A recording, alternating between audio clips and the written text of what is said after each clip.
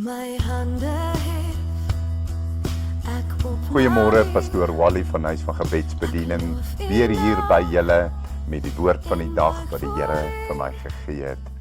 Ek wil vandag die vraag vra, hoe lief dink jy het die Here jou? Dink jy het jou baie lief? Dink jy of voel jy dalk dit is dalk 'n verweg verhouding? Of voel jy dis 'n baie diep, intieme, naby verhouding?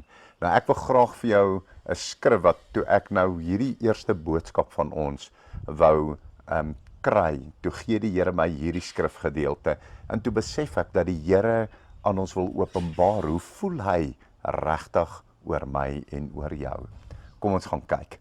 Hy sê hierso in Jeremia 31 en ek gaan van vers 3 af gaan ek vir ons lees. Sê hy: Die Here het aan my verskyn uit die verte. Ja, ek het jou lief gehad met 'n ewige liefde. Daarom het ek jou getrek met goedertierenheid. En ek wil hê jy moet nou net hierdie skrifgie bedink, waar die Here sê, ek het jou lief gehad met 'n ewige liefde. En dan wil ek hê jy moet die woord bedink, ewige liefde. Is dit 'n liefde wat ooit sal ophou? Is dit 'n liefde, ek gaan jou net vir 'n tydjie lief hê en dan gaan ek jou afskryf? Nee, ek het jou lief gehad met 'n ewige liefde, sê die Here. En daarom kom hy en dan sê hy, en daarom het ek jou getrek met goedertierenheid. Nou sê hy, in vers 4, ek sal jou weer bou, en jy sal gebou word. O jong vrou van Israel, jy sal weer versier word en met jou tamboerijn en uittrek in koordans van die spelers. O julle, ek het jou lief gehad met 'n ewige liefde. Daarom kom die Here God die Almagtige en sê vir jou, jy is so kosbaar vir hom, dat hy jou toe kom en hy kom trek jou met sy goedertierenheid, trek hy jou al hoe nader en nader en nader aan hom. Maar net die feit dat hy dan hierna vir ons sê, ek sal jou weer opbou. Dit kan wees dat jy jou in omstandighede en plekke bevind het, en al is dit 'n innerlike ding van die hart, dat jy afgebreek gevoel het en jy voel, jy's nie meer baie werd nie. Dit is kom hy sê, ek sal jou weer opbou. Ek sal jou bou, sê hy. En jy sal gebou word, o jonkvrou van Israel. En jy sal weer versier word, en jou tamboerijn en uittrek in koordans van die spelers.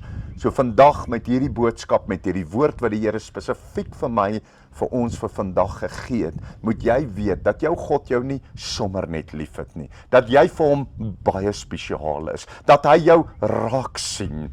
En dat hy jou lief gehad het met 'n ewige liefde. Dat hy jou met sy goedertierenheid getrek het. En dat die Here nou kom hy en hy sê, ek gaan jou weer opbou. Sodat jy sal weet dat ek jou lief het. En dat ek jou nie net sommer sal verlaat nie. En ek wil op hierdie oomblik vra, ek wil vir ons 'n gebed doen. Nou kom ek bid vir ons. En ons, omdat God ons so lief het, gee ons ook ons harte dan so oor aan hom. Kom ons maak ons oë toe.